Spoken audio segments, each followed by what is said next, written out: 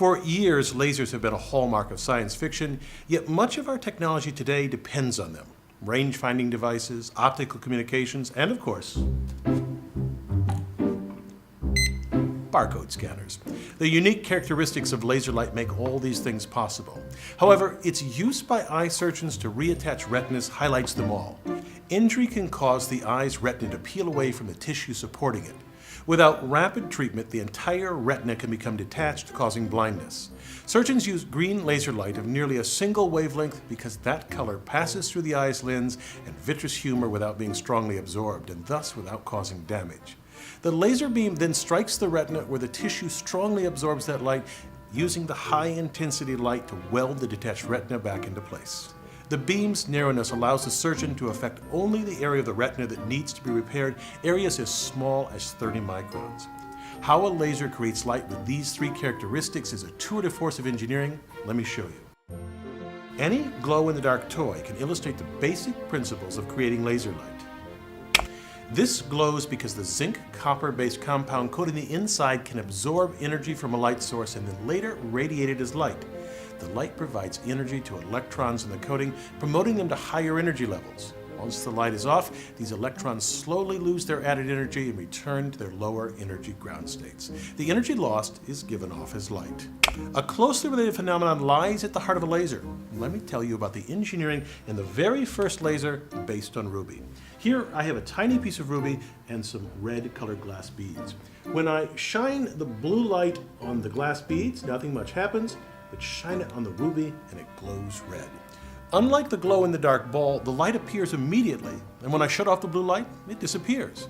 In 1960, Ted Mayman demonstrated the first laser by taking a cylinder of ruby and surrounding it with a xenon arc flash lamp used in aerial photography. An intense burst of light from the lamp initiates lasing.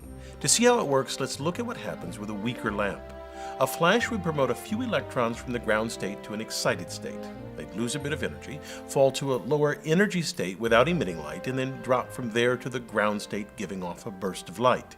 The light produced would be incoherent light, a spectrum of colors and intensities, just as my small laser made the ruby sphere glow. To create a laser takes an extremely powerful lamp. In the ruby laser, repeated flashes, called pumping, make something amazing happen.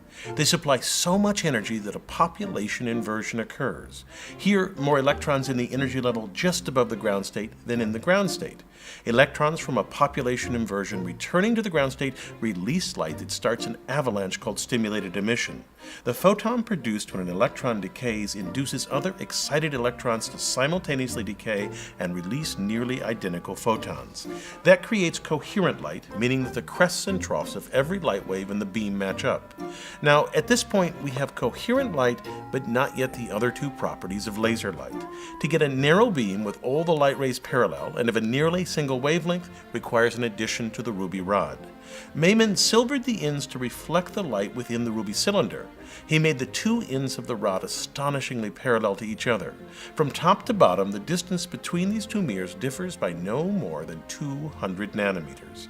Inside this resonant cavity, two things happen. First, any light rays that don't line up with the axis eventually just exit out the side of the cylinder, and the light parallel to the axis becomes intensified and narrowed in wavelength. The mirrored ends create a standing wave, which means only light of particular wavelengths can exist inside the cavity. By choosing the rod length correctly, we can get the nearly single wavelength of a light characteristic of a laser. A small hole in one of the mirrors, or a partially silvered mirror, allows the light to escape, creating the familiar beam. Now, since the first ruby laser was created, lasers have become easy and cheap to manufacture. For instance, this laser pointer uses a semiconductor diode to produce light. Although many innovations and improvements have occurred since 1960, the essential principles are the same. I'm Bill Hammack, the Engineer Guy. This video is based on a chapter in the book, 8 Amazing Engineering Stories. The chapter features more information about this subject. Learn more about the book at the address below.